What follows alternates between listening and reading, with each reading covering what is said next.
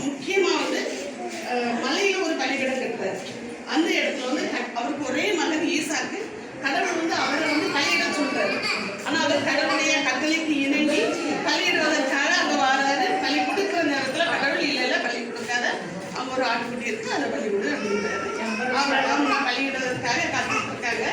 அடுத்தால மோசே வந்து சிக்கின்ற மரத்தால ஒரு பலிபீடம் இருக்கிறார். இது மோசையின் பலிபீடம். யாருக்கு வந்து தன்னுடைய தந்தையையும் தன்னுடைய மூத்த சகோதரனையும் ஏமாற்றிட்டு தான் தந்தையினுடைய ஆசீர்வாதம் அவளத்தையும் வாங்கிடுவார். அதனால அன்னையாரை வந்து கொன்றுவாங்கிறதுக்காக பயந்து ஓடும்போது ஒரு இடத்துல வந்து இருட்டாயிருக்கு, கதிரவன் மறைஞ்சிடுறாரு. கீழே படுக்கும்போது ஒரு கல்லை எடுத்து தலைக்குள்ள வச்சு தூங்குறாரு. அப்ப அவருக்கு ஒரு காட்சி வெளிப்படுது. வானத்திற்கு நிறைய ஒரு பெரிய யானை வச்சிருக்கு. அந்த யானையில வானதூதர்கள் ஏறுவதும் இறங்குவதுமாக இருக்காங்க. கடவுள் மேல இருந்து அவர் பேசுறாரு. என்ன பேசுறாருன்னா, யாக்கோபுவே நான் உன்னை ஆசீர்வதித்து நீ இந்த இடத்தை விட்டு எங்க போனாலும் மீண்டும் இவ்விடத்திற்கே திரும்பி வர செய்வேன்றார். இவர் எறும்புறாரு. விடிய காலமே எழுப்பி உடனே அந்த கல்லை தூக்கி நினைவு தூணாக கட்டி அவர் அங்க சொல்றாரு, நான் நினைவு தூணாக கட்டிய இந்த கல்லை கடவுளின் கீழே சொல்றாரு. அப்ப இதையும் கடவுளின் ஆலயமாக வணங்கியிருக்காங்க. அப்புறம் மோசைக்கு முச்செடியில அவர் முதலாக காட்சி கொடுக்கிறார். மோசை செருப்புகாரோட உள்ள வேண்டாரு. இது ஒரு புனிதமான இடம், உன்னுடைய மிகேரிகளை கலந்துக்கிட்டு வாங்க. அதனால இந்த இடத்துல வச்சிருக்கோம். இது ஒரு பாலை விளக்கு ஏற்பட்டதுனால பாலைவனம் வச்சிருக்கோம். இங்க வந்து பலிபீடம், நினைவு தூண், ஆலயமா இருக்கு. அதுக்கப்புறம் தான் கூடாரம் அமைக்காங்க. இது வந்து மோசேயின் கூடாரம். கடவுளின் ஆணைப்படி இந்த கூடாரம் அமைக்கப்பட்டிருக்கு. இது 3 பலிபீடங்களாக பிரிக்கப்பட்டிருக்கு. ஒன்று எரி பலிபீடம். இங்க வந்து ஆரோனும் அவர் முதல்வர்களும் மட்டுமே பலி செலுத்துவாங்க. மோசேக்கு உண்டு பலி செலுத்த ஏறி ஆட்டுக்கிட்டாயோ எதையோ பலி செலுத்தின பிறகு இதுல வந்துதான் கை கழுவுவாங்க. கை கழுவிட்டு அடுத்தால பொன் பலிபீடம்,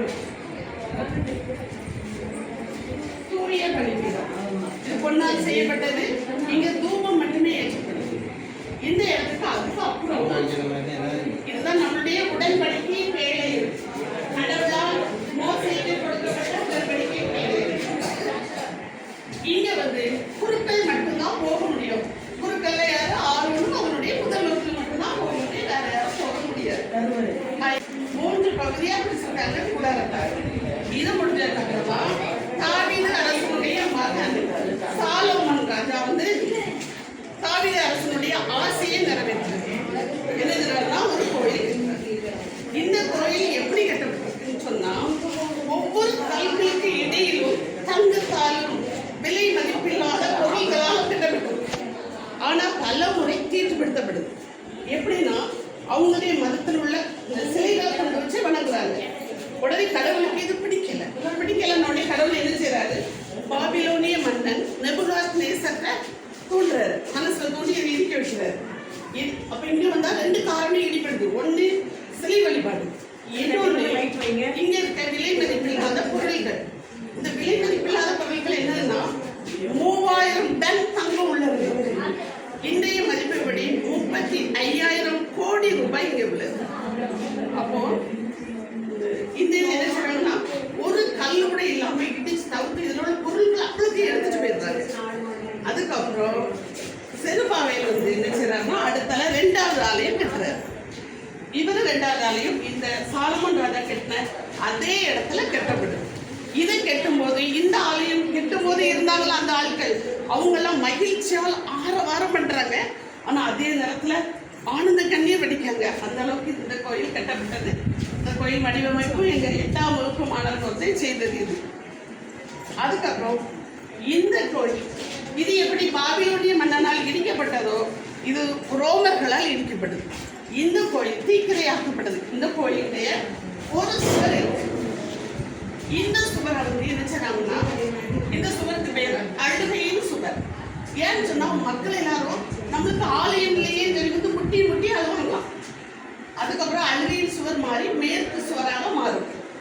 ஆனா ஒரு மக்கள் ஒரு குரூப் என்ன செய்றாங்கன்னா, எங்களுக்கு கோயில் இல்லையேன்னு முட்டி அழுவாங்க. இன்னொரு குரூப் வந்து இயேசு கிறிஸ்து என்ன பிறக்கலான்னு அழுறாங்க. இப்போவும் நிறைய பெண்கள் கல்யாணம் பண்ணாம காத்துக்கிட்டு இருக்காங்களாம். நம்ம வீட்டுல தான் இயேசுநாதர் பிறக்கணும்னு காத்துக்கிட்டு இருக்காங்களாம். அதே வேளையில நம்மளையும் மாதிரி சுற்றுலாவுக்கு போற பெண்களோ அல்லது ஆண்கள் யாருனாலும் ஒருவேளை இதில் முட்டி முட்டி அழுதா வேண்டுதல் நிறைவேறுமோன்னு சொல்லி முட்டி முட்டி அழுது விண்ணப்பம்லாம் ரெடி பண்ணி மடிச்சு இந்த சோறுகளுக்கு இடையில வச்சுட்டு விட்டாங்களாம். திருப்பி ஏரோது மன்னன் இதை புதுப்பிச்சு புதிய ஏற்பாட்டில் இயேசுநாதர் ஆலயம் இருக்கு. அங்கே புதிய ஏற்பாட்டுக்கு இது வரைக்கும் கேட்டதுக்கு ரொம்ப நன்றி.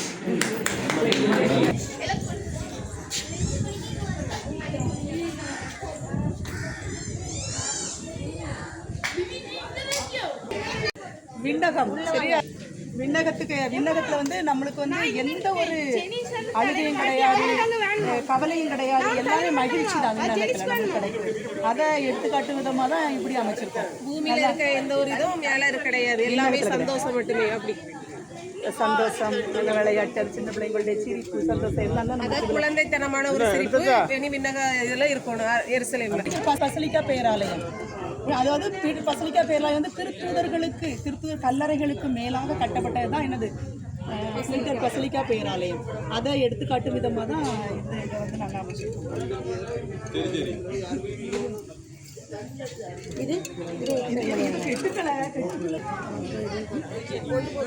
அதாவது சவுல் வந்து கிறிஸ்தவர்களை வந்து சரி, அதனால எல்லா மக்களும் சிதறி அங்கே இங்கேயுமா போயிட்டாங்க. ஒவ்வொரு வீடுகளில் ஒளிந்திருந்து தான் என்ன செய்தாங்க, ஜெபம் பண்ணினாங்க.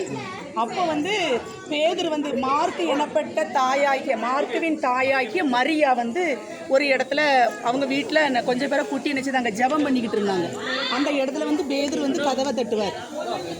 இறைவனிடம் அதாவது ஒளிச்சு எல்லாருமே நினைச்சுதாங்க ஜெபம் பண்ணிக்கிட்டு இருந்தாங்க. அந்த இடத்த காண்பிக்கிறதுக்காக தான் இதை நாங்கள் வச்சிருக்கோம்.